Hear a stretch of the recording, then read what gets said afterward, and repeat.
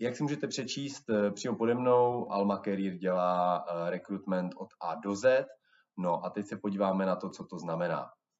Jak můžete vidět vedle mě, ty produkty se dají rozdělit do nějakých logických celků, protože jinak by jich bylo strašně moc.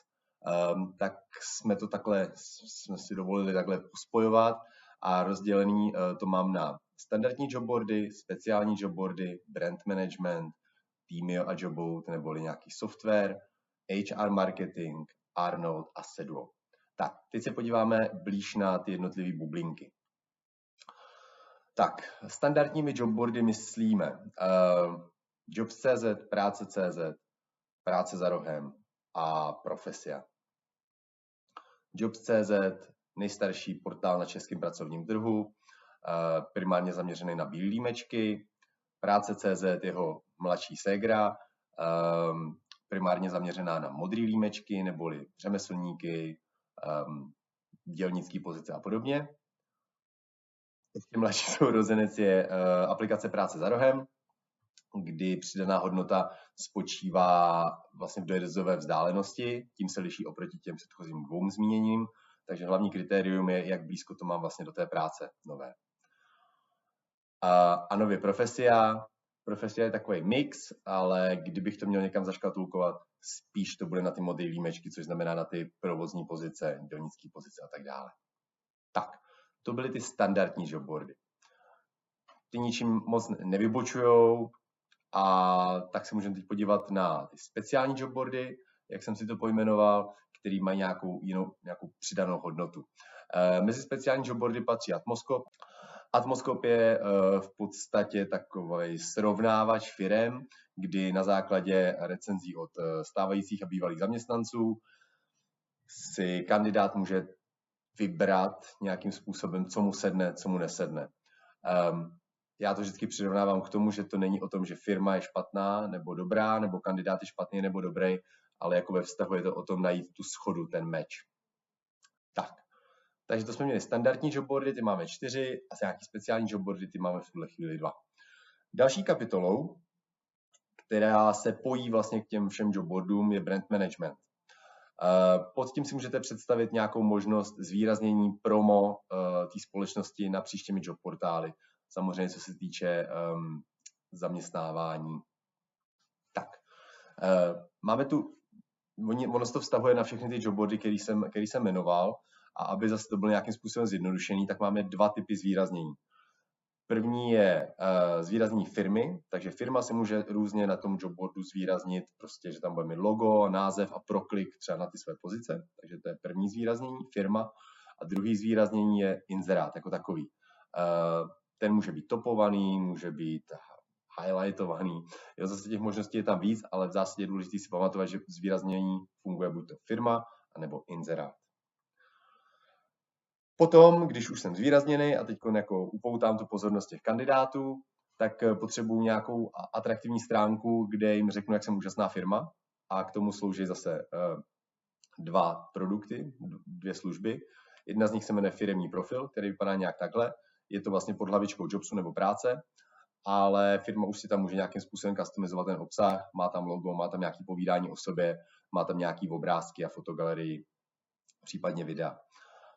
Takovou lepší verzí potom jsou kariérní stránky, které se dělají na míru, jak můžete tady vidět vedle mě třeba Saska, a tam už je to vlastně celý obarvený a je to vlastně jako maximální forma customizace té klientské stránky. Tak, takže to byl brand management, vztahuje se ke všem portálům a zahrnuje zvýraznění firmy, inzerátu a pak případně nějaký profily.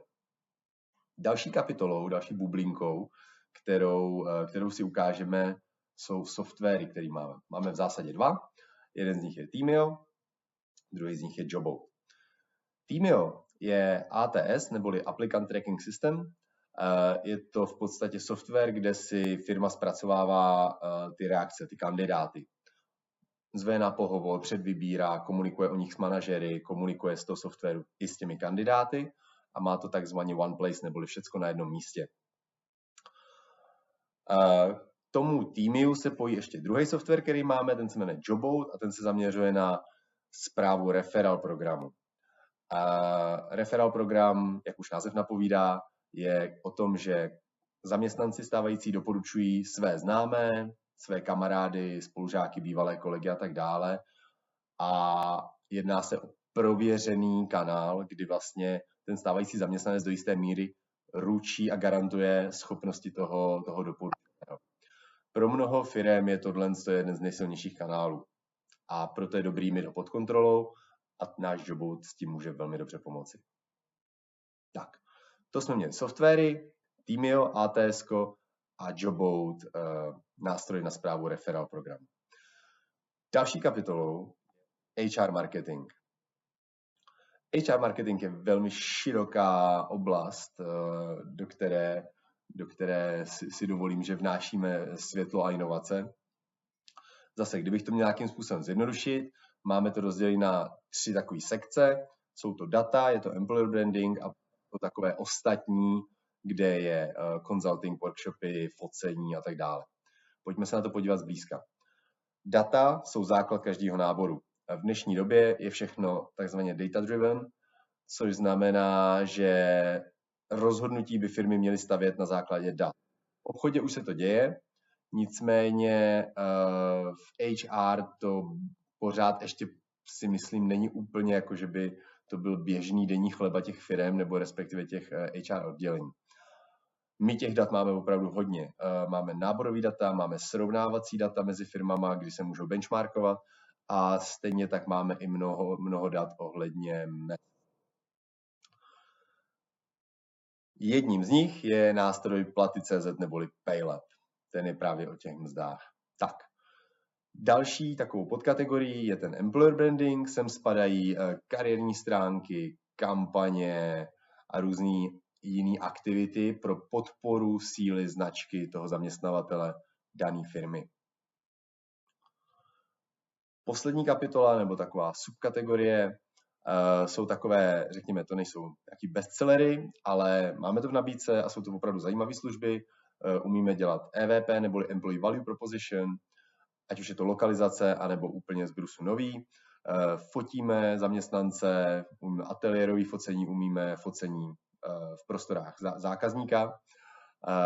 Děláme preboardingové stránky, workshopy na detox inzerce, PR články na jobs.cz. Je toho tam opravdu hodně, ale jsou to spíš nějaké doplňkové služby. Tak, takže to byl HR marketing. Další bublinkou předposlední je Arnold. Arnold je fantastická služba, která maličko vystupuje z toho našeho náborového fokusu, i když jenom do jisté míry. Arnold je v podstatě chatbot, který pomáhá firmám si mapovat spokojenost zaměstnanců v různých fázích jejich životního cyklu. Jak to funguje? Jak jsem říkal, je to chatbot, máme tam předpřipravené konverzace, máme skvělou analytiku zatím, jo, protože samozřejmě ty výsledky musí nějak zpracovávat. Díky tomu, že to je chatbot, tak máme jednak vyšší návratnost a i jako lepší vlastně kvalitu té zpětné vazby. Ty lidi se tam víc otevřou, je to zvláštní, ale opravdu oproti třeba běžnému Google dotazníku nebo čemukoliv jinému, ty lidi dávají tu zpětnou vazbu víc a dávají otevřenějc.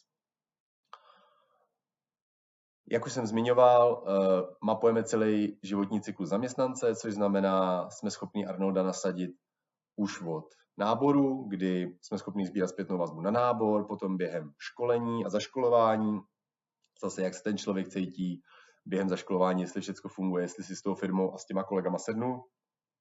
Pak jsme schopni mapovat dál v tom životním cyklu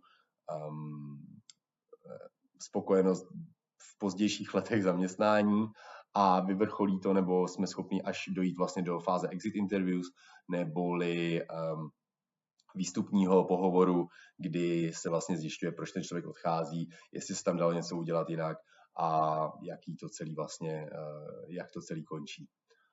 Tak, takže to byl Arnold, chatbot, pomáhající s retencí těch zaměstnanců. Jo, takže když už je vlastně za velký peníze naberem, skrz ty služby, co jsme si říkali předtím, tak je fajn, když u nás taky zůstanou a s tím nám pomůže Arnold. Poslední bublinkou je Seduo. Seduo je platforma pro online vzdělávání, je plná videokurzů, my si manažujeme vlastně ten obsah, což znamená, že vybíráme si lektory, sami si natáčíme ty kurzy a následně vkládáme vlastně do toho portálu.